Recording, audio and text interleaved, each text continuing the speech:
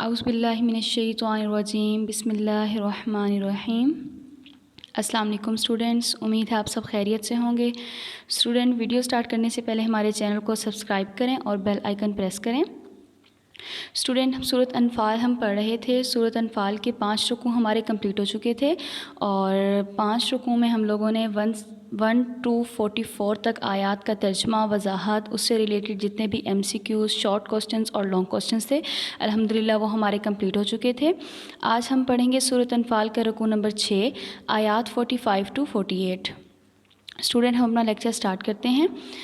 آیت نمبر 45 پہ دیکھیے گا، رکوع نمبر 6 سورۃ انفال۔ اعوذ باللہ من الشیطان الرجیم بسم اللہ الرحمن الرحیم۔ یا ایہا الذین، اے لوگوں جو آمنو ایمان لائے ہو، اذا جب لقیتم تمہارا مقابلہ ہو، فئۃً کسی جماعت سے، فاثبتوا تو ثابت قدم رہو، واذکروا اور یاد کرو، اللہ کو، کثیراً بہت زیادہ، لعلکم تاکہ تم، تفلحون کامیاب ہو جاؤ یا مراد حاصل کرو۔ اے ایمان والو، جب تمہارا کسی جماعت سے مقابلہ ہو، یعنی کس جماعت سے؟ کفار کی جماعت سے مقابلہ ہو تو ثابت قدم رہو اور خدا کو بہت زیادہ یاد کرو تاکہ تم مراد حاصل کر سکو یا کامیاب ہو سکو۔ اس آیت مبارکہ میں مومنین کو ہدایت دی جا رہی ہے کہ میدان جنگ میں حالات کیسے ہی ناساز کیوں نہ ہو جائیں، ان کی ثابت قدمی میں فرق نہیں آنا چاہیے، انہیں جنگ سے منہ نہیں موڑنا چاہیے، لیکن ایسا اس وقت تک ممکن نہیں جب تک اپنے مقصد کی صداقت کا یقین نہ ہو، یعنی ذہن جو ہے وہ مادی لالچ سے پاک نہ ہو اور جان دینے کے لیے ہر وقت تیار نہ ہو، یعنی ان میں شوق شہادت کا جذبہ نہ ہو۔ لیکن ایسا کرنے کے لیے کسی روحانی سہارے کی ضرورت ہوتی ہے جس کے زیر اثر انسان میدان جنگ کی سختیوں کو برداشت کر سکے۔ اب وہ سہارا کیا ہے؟ وہ سہارا اللہ تعالیٰ کی ذات ہے۔ اس لیے اللہ تعالیٰ مومنین کو حکم دے رہے ہیں کہ وہ میدان جنگ میں ہر وقت مجھے یاد کرتے رہیں اور اسی سے ان کی کامیابی مشروط ہے، یعنی کامیابی کی شرط کیا ہے؟ سب سے پہلے تو وہ ثابت قدم رہیں اور اللہ کو کثرت سے یاد کریں۔ آیت نمبر 46 دیکھیے گا، وَأَطِیعُوا اور حکم مانو یا حکم پر چلو، اللہ کا، وَرَسُولَهُ اور اس کے رسول کا، وَلَا تَنَازَعُوا اور نہ جھگڑا کرو آپس میں، ولا اور نہ تنازعوا جھگڑا کرو آپس میں، فَتَفْشَلُوا پس تم بزدل ہو جاؤ گے یا نامراد ہو جاؤ گے، وَتَذْهَبَ اور جاتی رہے گی، رِیحُکُم تمہارا اقبال یا تمہاری ہوا، وَاصْبِرُوا اور صبر کرو، ان اللہ بے شک اللہ تعالیٰ، مع الصابرین صبر کرنے والوں کے ساتھ ہے۔ دیکھیں آیت نمبر 45 میں اللہ تعالیٰ نے کامیابی کی کیا شرط لگائی کہ وہ ثابت قدم رہیں اور اللہ کو کثرت سے یاد کریں۔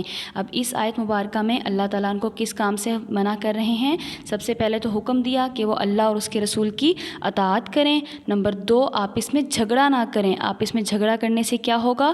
تم کافروں کے مقابلے میں بزدل ہو جاؤ گے، نامراد ہو جاؤ گے اور تمہارا اقبال یعنی تمہاری عزت و وقار ان کی نظروں میں جاتا رہے گا۔ اور صبر کرو، یعنی کوئی ایسا ناساز معاملہ اگر جنگ کے دوران پیش آ جاتا ہے تو اس میں ثابت قدم رہو اور صبر کرو، بے شک اللہ تعالیٰ صبر کرنے والوں کے ساتھ ہے۔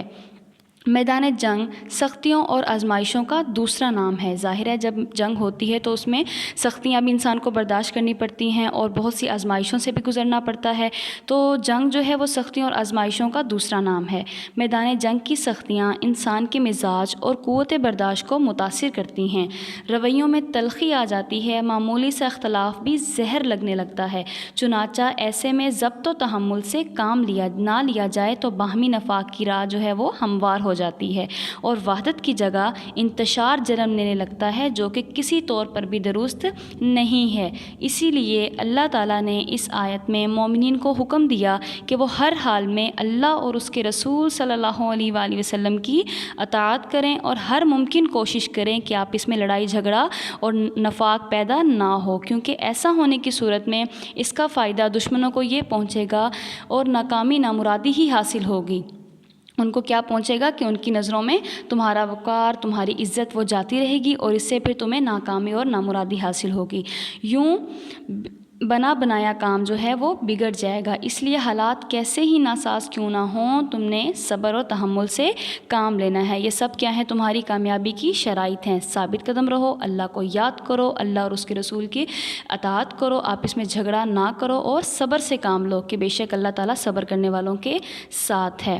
آیت نمبر 47 دیکھیے گا، ولا اور نہ تکونوا تم ہو جانا کالذین ان لوگوں کی طرح یا ان لوگوں کی مانند یا ان لوگوں کے جیسے۔ کاف کا مطلب ہوتا ہے جیسے، مانند، مثل یا طرح، کوئی بھی ہم اس کا آسان ترجمہ کر سکتے ہیں۔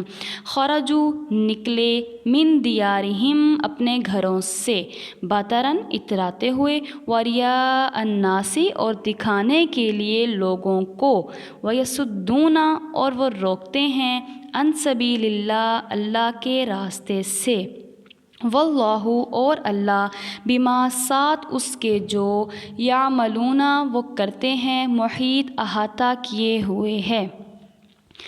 اور ان لوگوں جیسے نہ ہو جانا جو اتراتے ہوئے یعنی حق کا مقابلہ کرنے کے لیے اور لوگوں کو دکھانے کے لیے اپنے گھروں سے نکل آئے اور لوگوں کو خدا کی راہ سے روکتے ہیں، اور جو یہ اعمال کرتے ہیں خدا ان کو احاطہ کیے ہوئے ہے۔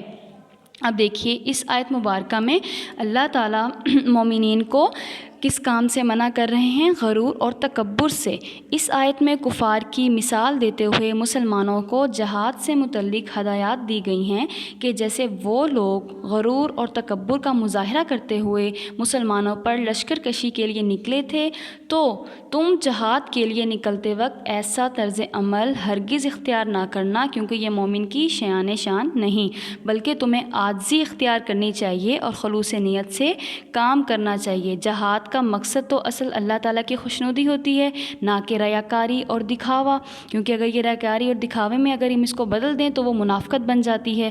اس بات کو یہ بات جو ہے اپنے پیش نظر رکھیں کہ کفار کی لشکر کشی کا مقصد لوگوں کو رائے حق سے ہٹانا ہے، یعنی ان کا مقصد تو ہے کہ لوگوں کو رائے حق سے ہٹا دیا جائے، لیکن مسلمانوں کا مقصد کیا ہے کہ وہ اللہ تعالیٰ کے کلمے کی سربلندی کریں۔ جبکہ مومنین کا جو ہے وہ اصل مقصد ذاتی فائدہ اور نقصان نہیں، یعنی ان کو اپنی جان مال کا کوئی ان کو جو ہے وہ پرواہ نہیں ہے، وہ صرف حق کی تبلیغ اور اشاعت کے لیے کافروں سے لڑتے ہیں۔ مومنین کو اس بات کا احساس رہنا چاہیے کہ ان کا مقصد اللہ تعالیٰ کے دین کی سربلندی ہے، نہ کہ ریاکاری اور دکھاوا۔ اس لیے ان کی تائید و حمایت انہیں حاصل ہے، یعنی اللہ تعالیٰ کی تائید و نصرت انہیں کیوں حاصل ہے؟ کیونکہ وہ اللہ تعالیٰ کے کلمے کی سربلندی چاہتے ہیں، نہ کہ ریاکاری اور دکھاوا۔ سو کفار جتنی مرضی چالیں چل لیں، مومنین کو ان سے مرعوب نہیں ہونا چاہیے، ان کو کوئی ڈر خوف نہیں ہونا چاہیے، کیونکہ اللہ کی مدد کے ہوتے ہوئے کفار ان پر کسی طور پر بھی غالب نہیں آ سکتے۔ اس آیت مبارکہ میں اللہ تعالیٰ نے مومنین کو غرور اور تکبر سے بچنے کا حکم دیا۔ اگر آپ دیکھیے تو یہ تمام باتیں جو ہیں یہ شرط ہے جہاد میں فتح حاصل کرنے کی۔ فتح حاصل تب ہی ہو سکتی ہے جب ثابت قدم رہیں، اللہ کو کثرت سے یاد کریں، آپس میں جھگڑا نہ کریں، اللہ اور اس کے رسول کی اطاعت کریں اور تکبر اور غرور سے بچیں۔ یہ سب کیا ہیں؟ شرائط ہیں جہاد میں فتح حاصل کرنے کی۔ آیت نمبر 48 دیکھیے گا، وَإِذْ اور جب زَيَّنَ خوشنما کر کے دکھائے یا مزین کر کے دکھائے، لَهُمُ الشَّيْطَانُ ان کے لیے شیطان نے، أَعْمَالَهُمْ ان کے اعمال، کن کے اعمال؟ کفار کے اعمال، وَقَالَ اور کہنے لگا یا کہا، لا غالبہ نہیں غالب، لکم تم پر، یوم آج کے دن، من الناس لوگوں میں سے، وَإِنِّي اور بے شک میں، جار لکم تمہارا دوست ہوں یا تمہارا رفیق ہوں یا تمہارا ساتھی ہوں، کوئی بھی آسان ترجمہ کر سکتے ہیں۔ فلما پس جب تراءتی سامنے مقابل ہوئیں یا مقابل ہوئیں، فیاتانی دو جماعتیں یا دو فوجیں، ناکسا پھر گیا، علا پر، عاقبیہ اپنی ایڑیوں پر، یعنی اپنی ایڑیوں پر الٹے پاؤں پھر گیا، وقالا اور کہنے لگا، انی بے شک میں، بریئن الگ ہوں یا بری ہوں، منکم تم سے، انی بے شک میں، ارا دیکھتا ہوں، ما لا جو نہیں، ترونا تم دیکھتے، انی بے شک میں، اخاف اللہ اللہ سے ڈرتا ہوں، واللہ شدید العقاب اور اللہ تعالیٰ سخت عذاب دینے والا ہے۔ اور جب شیطان نے ان کے اعمال ان کو آراستہ کر کے دکھائے اور کہا کہ آج کے دن لوگوں میں سے تم پر غالب کوئی نہ ہوگا اور میں تمہارا رفیق ہوں، لیکن جب دونوں فوجیں ایک دوسرے کے مقابل ہوئیں یعنی صف آرا ہوئیں تو بسپا ہو کر چل دیا یعنی پیٹھ پھیر لی اور کہنے لگا مجھے تم سے کوئی واسطہ نہیں، میں تو ایسی چیزیں دیکھ رہا ہوں جو تم نہیں دیکھ سکتے، مجھے تو خدا سے ڈر لگتا ہے اور خدا سخت عذاب کرنے والا ہے۔ اس آیت مبارکہ میں اللہ تعالیٰ اس واقعے کی طرف اشارہ کر رہے ہیں کہ جب قریش اپنی قوت و جمعیت پر مغرور تھے، یعنی ان کو اپنے اوپر غرور تھا تعداد کے لحاظ سے بھی اور مالی لحاظ سے بھی، تو لیکن بنی کنانہ سے ان کی چھیڑ چھاڑ رہتی تھی۔ بنی کنانہ ایک قبیلے کا نام تھا، ان سے ان کی چھیڑ چھاڑ رہتی تھی، تو قریش کو یہ خطرہ لاحق ہوا کہ کہیں بنی کنانہ ہماری کامیابی کے راستے میں آڑے میں نہ آ جائیں، یعنی ہمارے مقابل نہ آ جائیں۔ شیطان فوراً ان کی ہمت بڑھانے کے لیے کنانہ کے سردار اعظم سراقہ بن مالک کی صورت میں، یعنی اسی قبیلے سے جن کے قبیلے سے قریش کو جو تھا وہ خوف تھا کہ کہیں وہ ہماری کامیابی کے درمیان میں نہ آ جائیں، ہماری کامیابی کے سامنے نہ آ جائیں، تو انہی کے سردار کی شکل میں شیطان جو ہے وہ سراقہ بن مالک کی صورت میں اپنے فوج کو لے کر نمودار ہوا اور ابو جہل کو اطمینان دلایا کہ ہم سب تمہاری امداد و حمایت کے لیے تیار ہیں، یعنی تم فکر نہ کرو۔ یہ ساری شیطان کی چال تھی کہ وہ انہی کے سردار بنی کنانہ قبیلے کے سردار سراقہ بن مالک کی شکل میں جو ہے وہ ابو جہل کے پاس ہے، کیونکہ ابو جہل جو تھا وہ کفار کے قبیلے کا بڑا جو ہے سردار تھا اور ان کا جو ہے وہ سپہ سالار تھا، اس وجہ سے وہ اس ابو جہل کے پاس آیا اور اس کو اطمینان دلایا کہ ہم سب تمہاری مدد کے لیے تیار ہیں، کنانہ کی طرف سے بے فکر ہو جاؤ، ہم تمہارے ساتھ ہیں۔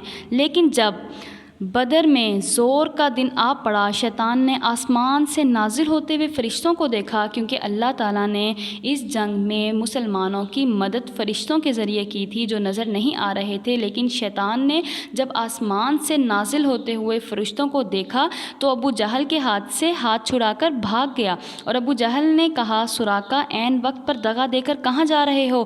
کہنے لگا میں تمہارے ساتھ نہیں رہ سکتا، مجھے وہ چیزیں دکھائی دے رہی ہیں جو تم نہیں دیکھ سکتے، مجھے اللہ سے ڈر لگتا ہے، اب ٹھہرنے کی ہمت بھی نہیں ہے، لیکن سخت عذاب میں کہیں پکڑا نہ جاؤں، اس لیے وہ ہاتھ چھڑا کر بھاگ گیا۔ ایک روایت میں آتا ہے کہ وہ ملعون جھوٹ بول رہا تھا، اس کے دل میں اللہ کا کوئی ڈر نہیں تھا، بلکہ وہ تو پہلے ہی سے جانتا تھا کہ قریش کی ہلاکت یقینی ہے، اس لیے انہیں عین وقت میں پھنسا کر خود راہ فرار اس نے اختیار کر لی۔ تو دیکھیں اس آیت مبارکہ میں اللہ تعالیٰ نے واضح کر دیا کہ جب شیطان نے ان کے اعمال کافروں کو آراستہ کر کے دکھائے اور انہیں جو ہے وہ زیادہ سے زیادہ مرعوب کرنے لگا، ترغیب دینے لگا کہ تم لڑو، آج کے دن تم پر کوئی غالب نہیں آئے گا، لیکن جیسے ہی اس نے آسمان سے نازل ہوتے ہوئے فرشتوں کو دیکھا تو فوراً جو ہے وہ ہاتھ چھڑا کر بھاگ گیا۔ اب یہ آیت نمبر 45 to 48 ہماری کمپلیٹ ہو چکی ہیں۔ اس کا ترجمہ، لفظی ترجمہ، بامحاورہ ترجمہ اور وضاحت بھی آپ کو بتا دی گئی ہے۔ اس کا خلاصہ کیا ہے؟ اللہ تعالیٰ نے میدان جنگ میں، چاہے وہ یہ جنگ جو ہے صرف جنگ بدر سے جو ہے وہ ریلیٹڈ نہیں ہے یہ واقعہ، بلکہ یہ قرآن پاک تو ہمارے لیے تا حیات ہمارے لیے رہنمائی کا ذریعہ ہے، تو جب بھی کبھی ہمارا مقابلہ کسی کفار کی جماعت سے ہو تو سب سے پہلے کیا کرنا چاہیے؟ سب سے پہلے تو ثابت قدم رہنا چاہیے، ہماری تعداد کتنی ہی کم کیوں نہ ہو، ہمیں اللہ پر بھروسہ کرنا چاہیے، کیونکہ اللہ تعالیٰ نے شرط لگا دی کہ کامیابی کی شرط کیا ہے؟ سب سے پہلے تو ثابت قدم رہو اور اللہ کو کثرت سے یاد کرو اور اللہ اور اس کے رسول کے کہا مانو، یعنی جس طرح اللہ تعالیٰ کا احکام ہے اس کے مطابق عمل کرو، اور آپس میں دشمن کے مقابلے میں جھگڑا نہ کرنا۔ اگر تم کافروں کے سامنے آپس میں ہی نا اتفاقی دکھاؤ گے تو اس سے تمہارا رعب، وقار، تمہاری عزت ان کی نظروں میں جاتی رہے گی اور تم بزدل ہو جاؤ گے۔ اور سب سے بڑی بات، صبر سے کام لو، بے شک اللہ تعالیٰ صبر کرنے والوں کے ساتھ ہے۔ ان سب باتوں کے بعد اللہ تعالیٰ نے فرمایا کہ آپ اس جو ہے کافروں کی طرح نہ ہو جانا، یعنی غرور اور تکبر سے بچنا، کہ وہ اپنی تعداد اور مالی لحاظ سے ان کو بہت تکبر اور غرور تھا کہ آج کے دن ہم پر کوئی غالب نہیں آ سکتا، مسلمانوں کی تعداد تو صرف 313 ہے جبکہ ہماری 1000 تک ہے۔ تو ایسا ہرگز نہ کرنا کہ کہیں تمہارے دل میں نہ آ جائے کہ ہمارے ساتھ تو اللہ کی مدد ہے، ہماری تو جیت ہی جیت ہے، تو اپنے درمیان یہ چیزیں مت لے کر آنا، بلکہ خود سے پہلے تو اللہ تعالیٰ نے ان کو کہا کہ ثابت قدم رہو گے، اللہ اور اس کے رسول کی اطاعت کرو گے، آپس میں جھگڑا نہیں کرو گے، صبر کرو گے، تب ہی میں صبر کرنے والوں کے ساتھ ہوں۔ یہ شرائط ہیں ان کی جیتنے کی کہ اگر ایسے ایسے کام کرو گے تب میں تمہارا ساتھ دوں گا، لیکن اگر اس میں سے تم کچھ بھی نہیں کرو گے تو تم کیا ہو جاؤ گے؟ بزدل ہو جاؤ گے، خاص طور پہ جھگڑا مت کرنا۔ تو اللہ تعالیٰ نے سب سے پہلے شرائط بتائیں میدان جنگ میں لڑنے کی، اس کے بعد بتایا کہ بے شک میں تمہارے ساتھ ہوں، یعنی اگر تم یہ سب کام کرو گے تب ہی میری مدد تمہیں مل سکتی ہے، لیکن اگر تمہارے دل میں ریاکاری یا غرور، تکبر، اس طرح کا کوئی بھی کام آیا تو پھر وہ کیا ہوگا؟ تمہارے اپنے بلبوتے پہ ہوگا، یعنی تم نے اللہ اور اس کے رسول کا تو کہا نہ مانا نا۔ اللہ اور اس کے رسول کا کیا احکام ہے؟ اللہ کا احکام ہے صبر کرو، ثابت قدم رہو، جھگڑا نہ کرو، اور اللہ کو کثرت سے یاد کرو، اور غرور اور تکبر سے بچو۔ غرور اور تکبر سے کیوں بچو؟ کیونکہ تمہارا کام اللہ کے اس کلمے کو سربلندی ہے، نہ کہ تمہارا اس میں نہ کوئی اپنا ذاتی مفاد ہے اور نہ ہی کوئی نقصان ہے، ٹھیک ہے۔ لیکن کافروں کا اصل مقصد کیا ہے؟ وہ تو صرف خدا کے راستے سے لوگوں کو روکنا چاہتے ہیں، تو جو وہ اعمال کرتے ہیں اللہ ان کو احاطہ کیے ہوئے ہے، تم بس صبر سے کام لو، بے شک میں تمہارے ساتھ ہوں۔ الحمدللہ اسٹوڈنٹس، رکوع نمبر 6 ہمارا کمپلیٹ ہو چکا، اس کی آیات جو ہیں 45 to 48 تک ہم پڑھ چکے ہیں۔ انشاءاللہ نیکسٹ جو ہیں ہم پھر نیکسٹ آیت سے پڑھیں گے۔ اس سے ریلیٹڈ جتنے بھی MCQ شارٹ کوسچنس اور لانگ کوسچنس ہیں وہ آپ کو انشاءاللہ نیکسٹ لیکچر میں کروائے جائیں گے۔ اسٹوڈنٹس تب تک کے لیے اپنا خیال رکھیے گا۔ فی امان اللہ، اللہ حافظ۔